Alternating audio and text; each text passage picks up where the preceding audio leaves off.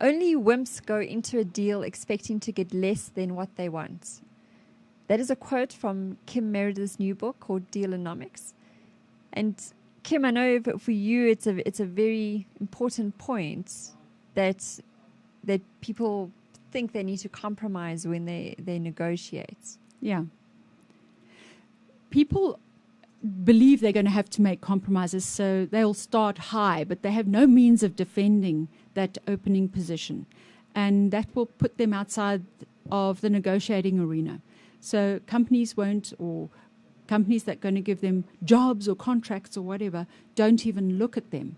The other problem is just constant, if you come in and you say, I want to earn 100,000, and the person that's in the position of power to give you that chips away at it, and they said, well, 90 is even high, and you say, oh, okay, 90, and when they see that you'll move, they'll say, well, actually we're offering 80.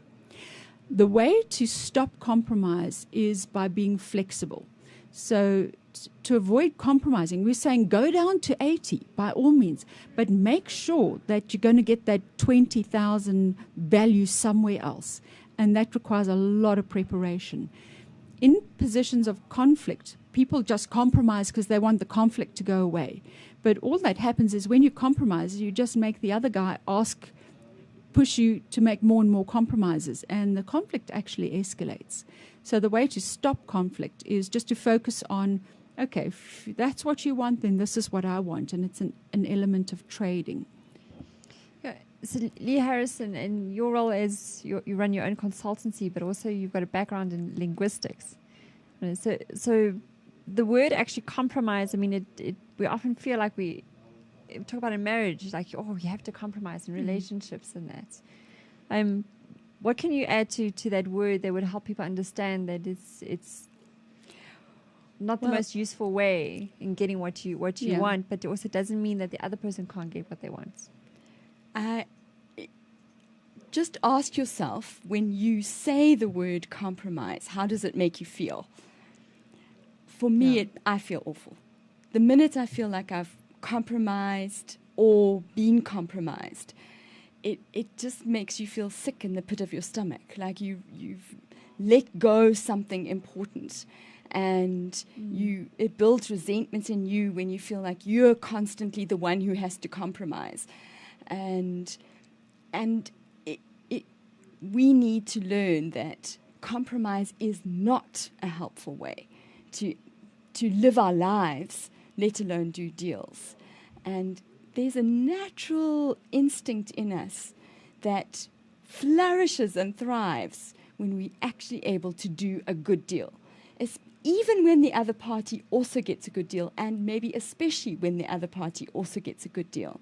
And I think that's what Kim was talking about in terms of flexibility, that both parties get what they want. So it's a bit of being creative then as well, Yes. because I think often we feel like we're locking heads, but I want this and you want that, and so there's no way to go where one of us has to compromise, and you say no. You can still get what you want, you just have to be flexible in the form of how you're going to get what you want.